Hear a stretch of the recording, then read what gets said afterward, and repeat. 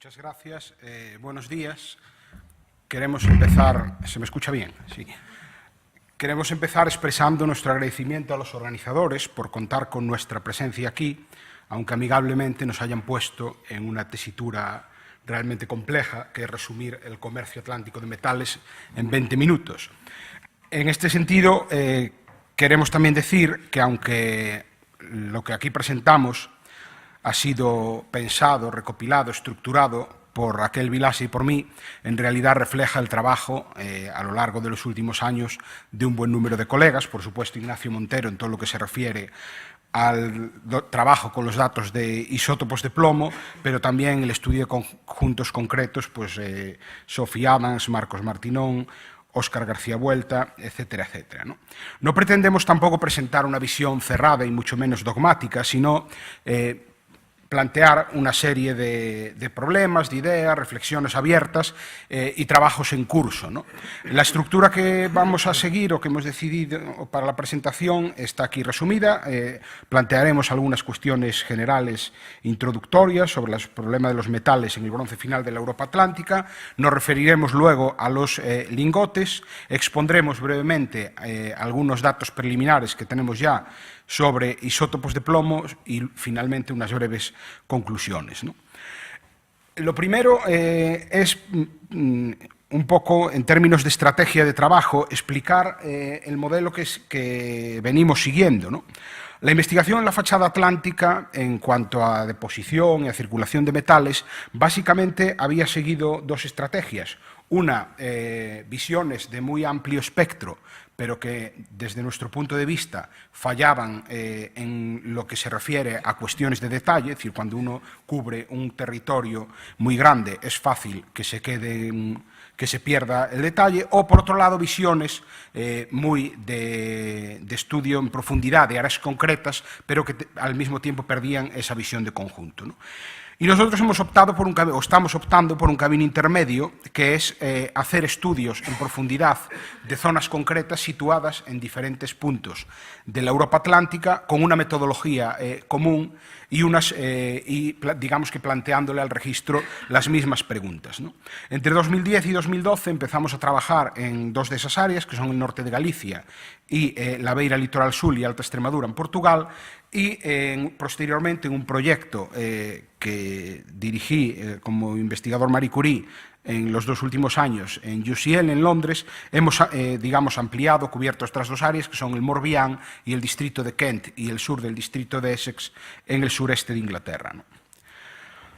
Y como resumen del trabajo que hemos realizado, por ejemplo, en estos dos últimos años, que aparece en esa tabla, en cuyos detalles no voy a entrar, tenemos nuevos análisis de composición con fluorescencia portátil de rayos X de 229 artefactos en esos 4 países que antes, o esas 4 zonas que antes mencionaba, otros 63 análisis de artefactos donde no hemos podido, digamos, limpiar o eliminar la pátina, y 43 análisis de isótopos de plomo que se suman a otros que habíamos hecho previamente, ¿no? Es importante destacar que el fenómeno de los depósitos del bronce final, que muchas veces se ha planteado como una realidad homogénea, responde a un fenómeno bastante diverso, ¿no? Ahí tenemos, pues, conjuntos o depósitos de cada una de estas áreas, ¿no? El de Freixanda, en el centro de Portugal, un depósito de 9 objetos que hacen un total de 4,4 kilogramos de peso y con una composición más o menos diversa. Hay 5 hachas, algunas de cubo, otras de talón, un puñal, un cincel, tenazas, un resto de fundición. El que podría ser un depósito típico del norte de Galicia, que es el depósito de Senra, compuesto originalmente por 23 hachas de talón. Ahí tenemos dibujos, o una fotografía antigua, perdón, de algunas de ellos, que tendrían un peso estimado de 16,5 kilos. Un conjunto que es el pecio de Langdon Bay, en el sureste de Inglaterra, compuesto por 361 objetos que podemos datar en torno al siglo XIII a.C., o un depósito relativamente reciente, también del Morbihan, el de Queriero, compuesto por más de 900 objetos y fragmentos que hacen, la mayor parte de ellos, de estos objetos también fragmentados, que hacen un total de 21 kilogramos, ¿no? Es interesante, por ejemplo, fijarse en que las 23 hachas de talón, que tienen un peso estimado de 16,5 kilos en el norte de Galicia, mientras que esos más de 900 ítems de Queriero, por ejemplo, solo hacen pues, 4 kilos más de peso, ¿no? Lo cual da una idea del grado de fragmentación de ese material, ¿no? Las diferencias son también notables en cuanto al número de depósitos. Ahí tenemos el número de depósitos para cada una de estas 4 áreas. El sureste de Inglaterra está un poco sobreestimado por el hecho de que, como ustedes saben, allí en el Reino Unido es legal el uso de detectores de metales, con lo cual cada año se añaden periódicamente nuevos depósitos al cómputo, pero en realidad en esta área, aunque habría que reducir un poco el número por estos hallazgos recientes con detector, en cualquier caso es una cifra muy elevada con respecto a las otras áreas, ¿no? Estas diferencias tienen que ver, en nuestra opinión, en parte con un fenómeno que ya habían apuntado, o con una circunstancia que ya habían apuntado, entre otros, Colin Burgess y Brendan O'Connor, en un artículo del 2008, que es la inexistencia de un horizonte, digamos, bronce final 3 o lengua de carpa en la península ibérica debido a la precoz presencia fenicia, ¿no? Y esta temprana presencia fenicia habría, digamos, desarticulado las redes de producción, consumo de metal típicas del bronce final atlántico en la fachada peninsular y explica pues, que no tengamos o que sean realmente escasos esos grandes depósitos típicos del bronce final 3 de otras áreas más al norte de la Europa atlántica compuestas por mucho material fracturado y que contienen muchos objetos, pero fundamentalmente trozos de hachas, fragmentos de lingotes y hachas de cubo, ¿no? Esto está también reflejado, por ejemplo, en estos mapas de Dirk Brandgren y Moskal del año 2014, donde vemos el elemento típico de este bronce final 3, que son las espadas de lengua de carpa, aquí el tipo Nantes y aquí tipos ya misceláneos o indeterminados, pero que en cualquier caso muestran que la concentración de estos tipos en la península ibérica es bastante reducido con respecto a otras áreas del ámbito atlántico, incluso del Mediterráneo central, ¿no? Y también en los patrones, en las aleaciones, hay diferencias importantes en las diferentes, en las 4 áreas, ¿no? Aquí se están reflejadas las aleaciones, los porcentajes de estaño y plomo en las hachas del norte de Galicia, y lo que destaca es que buena parte del material se sitúa fuera de los porcentajes que típicamente definiríamos como un buen bronce, ¿no? Un porcentaje entre el 0 y el 3% de plomo y entre el 9 y el 14% de estaño, ¿no? Como está aquí de Sherman, el maestro y amigo Salvador Rovira, que es quien primero puso el dedo en la llaga de este problema y vinculando o planteando el uso extendido de la correducción de minerales de cobre y de estaño como explicación para la gran variabilidad de porcentajes de estaño que vemos en el registro de Galicia y Portugal, no voy a entrar en profundidad aquí, ¿no? Pero si, por ejemplo, nos fuésemos a la beira litoral sur y Alta Extremadura, comprobaríamos que, a diferencia de este patrón del norte de Galicia, las aleaciones de esa área tienen siempre el cobre, el plomo presente en modo de impureza, no como metal aleado, y en unos porcentajes de estaño mucho más controladas que básicamente podríamos situar aquí, ¿no? Entre el 10 y el 13-14%, ¿no? Aunque también en esa área está bastante atestiguado el uso de la correducción, ¿no? Pero por las razones que sean, y seguramente complejas, dominan mucho mejor o controlan mucho mejor las aleaciones, ¿no? Vamos ya con los lingotes. Precisamente este uso extendido de la correducción explica que la presencia de lingotes en el área atlántica, en Galicia y Portugal, sea realmente escasa, ¿no? Los conjuntos que siempre se citan son fundamentalmente 2, el de Quinta de Herbedal y el de Fontebella o Viatodos en el norte de Portugal, ¿no? Aquí hay unos lingotes de Quinta de Herbedal, que es el conjunto, el depósito peninsular con mayor cantidad de lingotes, ¿no? Los lingotes, como ya explicó Ignacio, son prácticamente siempre de cobre, aunque hay una referencia a un lingote de estaño en Coto da Pena, en un artículo antiguo de Filinecal. Aparecen generalmente en depósitos y siempre con otros objetos, es decir, no hay depósitos que contengan solo lingotes, y lo que sí tenemos en algunos conjuntos, como Io, Freixanda, son ocasionalmente restos de fundición, informes, como este, por ejemplo, del depósito de Freixanda. Si nos vamos a Bretaña, al sur de Inglaterra, la situación es completamente distinta. Aquí tenemos en este mapa los depósitos del bronce final 3, este es un mapa de un artículo de Cécile Le Carlier y otros del año 2014, con depósitos, como digo, el bronce final 3, que contienen fragmentos de lingotes, ¿no? Y como podemos ver ahí, son realmente abundantes. Estos depósitos del bronce final 3, como digo, contienen fundamentalmente, junto a otros muchos tipos de objetos, siempre fragmentados, hachas de cubo, fragmentos de espadas y trozos de lingote, ¿no? En Inglaterra, por ejemplo, los lingotes aparecen siempre fragmentados y en zonas muy concretas. Es decir, no tenemos, por ejemplo, lingotes en el norte de Inglaterra, no tenemos lingotes en Escocia, tampoco los tenemos en Irlanda, y su concentración es particularmente abundante en el sur de Inglaterra, ¿no? Y como digo, casi siempre fragmentados, hasta la aparición reciente del depósito de Bocton-Malher, que luego mostraré. Los lingotes, únicamente se habían reportado 2 lingotes enteros en lo que es la isla principal de Inglaterra, ¿no? Algunos más en los archipiélagos. Es importante destacar que se documentan también lingotes de estaño y particularmente desde etapas bastante tempranas. Aquí tenemos algunos materiales del pecio de Salcombe, que contiene 280 lingotes de cobre, o en algún caso cobre aleado, y unos 40 lingotes de estaño. Tenemos un problema cronológico con este conjunto, con este pecio, que probablemente agrupa materiales de 2 episodios distintos, siglo XIII, XII y siglo IX, VIII, y no es fácil distinguir a cuál de los 2 momentos coincide o pertenecen, digamos, buena parte de estos materiales. Por lo tanto, no podemos saber si los lingotes son del primero o del segundo episodio, y los tenemos que datar, digamos que grosso modo, entre el 1300 y el 800 a.C., es decir, una cronología bronce final. Pero en cualquier caso puede que tengamos, insisto, lingotes de estaño desde etapas bastante tempranas del bronce final.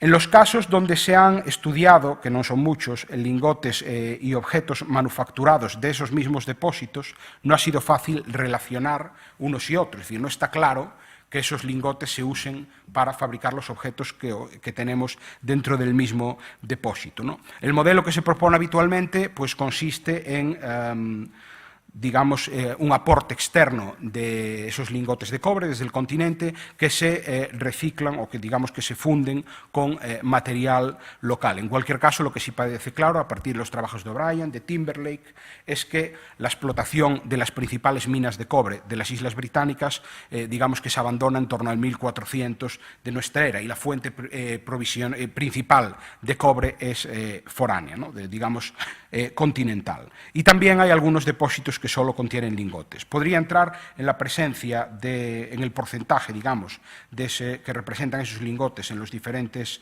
depósitos de Bretaña y sur de Inglaterra. Aquí hay algunos datos, pero como voy mal de tiempo, no entraré en ello. Y también tenemos aquí algunos conos de fundición que aparecen con frecuencia en estos conjuntos. Esto es de un depósito de Bretaña francesa que contiene pues, estos conos de fundición con 1, 2, 3, incluso en este caso 4 bebederos, ¿no?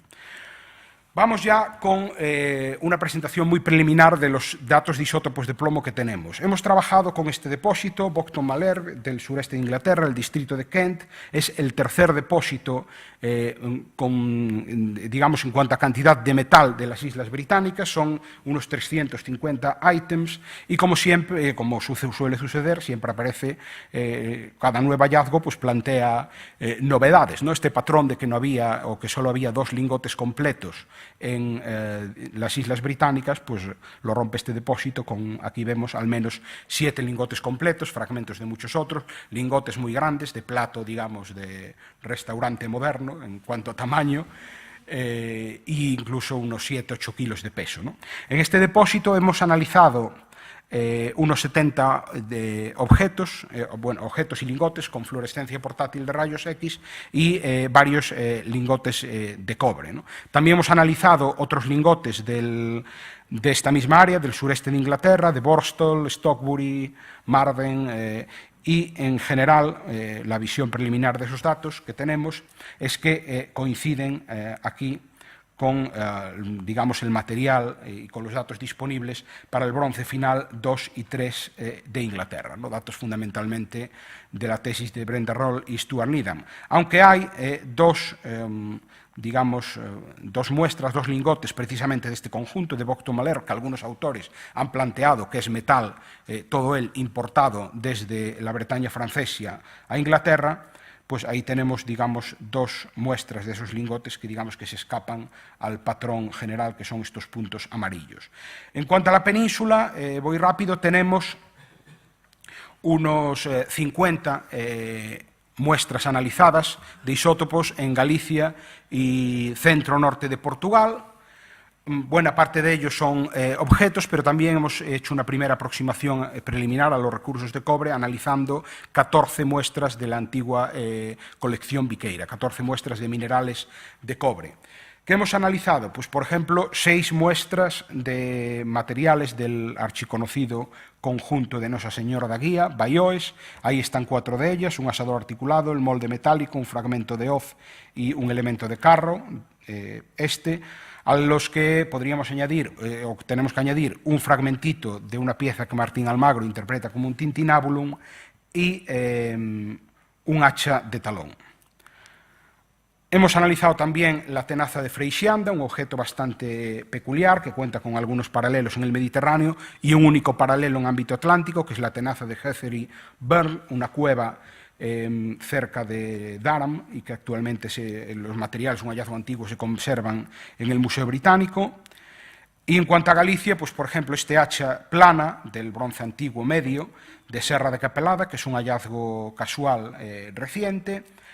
7 hachas de talón de la colección de la Universidad de Santiago, 4 de ellas del depósito de Senra, que es este que antes decía de 23 hachas de talón, aquí están las conservadas actualmente en la colección de la Universidad de Santiago, una de Campo da Torre en Ortigueira, otra de Vilabella en As Pontes y otra de Portocando. Todo este es material de la zona más al norte de Galicia, o por ejemplo estas 3 puntas de lanza del depósito de Alcaián. Muy brevemente y de manera muy preliminar, ¿qué nos cuentan los datos? En primer lugar, que la discriminación entre los materiales gallegos y portugueses es más o menos buena, ¿no? Es decir, los portugueses son estos cuadraditos y los materiales gallegos son estos círculos violetas. Y al mismo tiempo no hemos tenido suerte con respecto a los minerales de cobre, que la mayoría de los cuales se agrupan aquí y no tienen correspondencia ni con los materiales gallegos ni portugueses. Tampoco hay correspondencia con las minas que se han publicado en detalle de asturleonesas, de la Profunda, el Milagro y el Aramo, lo cual es bastante lógico porque su explotación está bastante bien fechada y se abandona antes del bronce final, ¿no? Hay, sin embargo, coincidencia con un par de muestras de Vilanova de Loirenzana y Neipín, que son estas que tenemos aquí, que son minas de cobre explotadas en época moderna y que se sitúan en el occidente de Galicia, ¿no? No hay coincidencia entre el hacha plana de Serra da Capelada, que es esto que vemos aquí, y el resto de las hachas de la misma zona, del bronce final, de Senra, Campo da Torre, Vilalba, que pertenecen a la misma zona, aunque evidentemente es un indicio muy pobre, porque es solo una muestra, pero esto podría apuntar a que la fuente de procedencia del cobre cambia del bronce antiguo medio al bronce final. Y también, como dato interesante, la misma asignatura isotópica en las 3 lanzas de Alcaián, ¿no? Lo cual mostraría que tienen probablemente una procedencia común, ¿no? Las piezas de Nosa Señora da Guía, 3 de ellas, en concreto el asador articulado, el trozo de tintunábulum y la hoz, así como un ponderal duplo de Monte do Trigo, podrían haber sido fabricadas con metal de Cerdeña, lo cual no quiere decir, en nuestra opinión, que sean objetos importados de esa isla, necesariamente. Así como también el tranchet de Tapada das Argolas, que bien ha sido fabricado con metal de Cerdeña o con al menos mezcla de material sardo. También es foránea la procedencia del metal utilizado para la fabricación de la tenaza de Freixanda y de la punta de lanza de San Esteban de Ríosil, ¿no?, que en ambos casos podrían apuntar al uso de metal de las Islas Británicas, ¿no? Bueno, esta es otra nueva gráfica con otras ratios distintas para este material de Bayoes. Bueno, un asador articulado con los datos que tenemos para los asadores articulados del ámbito peninsular. Los hemos analizado en estos momentos prácticamente todos y, en nuestra opinión, los datos apuntan a una fabricación peninsular. Ahora es prioritario desde nuestro punto de vista y a eso se encamina un nuevo proyecto que acaban de concedernos a analizar asadores, ganchos, de completar los análisis en otras áreas de Europa Atlántica y del Mediterráneo, ¿no? Y en cualquier caso, en la línea con lo que ya apuntaba Ignacio, a pesar de esa dispersión relativamente amplia de los materiales de Galicia y de Portugal, que son estos triangulitos verdes, es relativamente menor de la dispersión en cuanto a procedencias que muestra la ría de Huelva, que son estos circulitos que tenemos aquí, ¿no?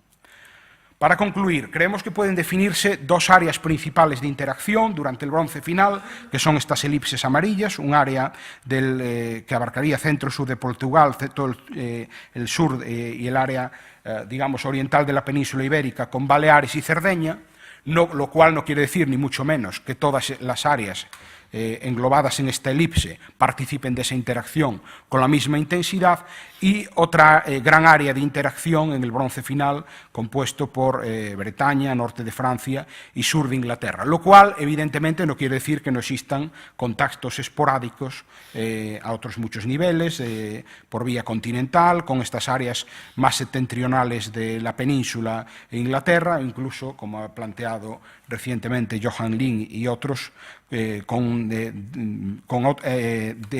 Escandinavia y áreas situadas más al sur de la Europa Atlántica, ¿no? Pero digamos que estas son las dos áreas principales de interacción en el bronce final, y las elipses rojas mostrarían cómo evoluciona esa interacción en la transición a la primera edad del hierro, con un fenómeno particularmente interesante y bien conocido, que son esos grandes depósitos de hachas que además solo suelen caracterizarse por aleaciones muy extrañas, ¿no?, con tasas muy altas de plomo y de estaño, ¿no?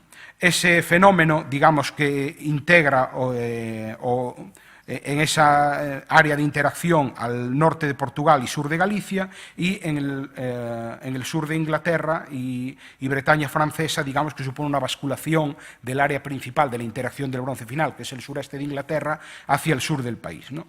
Esto es muy visible en la concentración de los depósitos del bronce final, y si la comparamos con la concentración de los depósitos de la metalurgia linfar de la primera edad del hierro, 800-600, ¿no? Como vemos, hay una concentración muy grande de depósitos en el sureste de Inglaterra, en la desembocadura del Támesis en particular, que son los puntos amarillos. Este mapa está tomado de la tesis de licenciatura de Simon Weller, y si vamos a los depósitos de la primera edad del hierro que tenemos aquí, pues la presencia en esta área del Támesis es muy reducida y se concentra en el sur de Inglaterra, el área de Dorset y aledaños, con hallazgos espectaculares como el publicado recientemente en Langton Travers en Oxford Journal of Archaeology, con esa acumulación de unas 400 hachas con porcentajes muy altos de estaño en varios hilos de la zona de Dorset.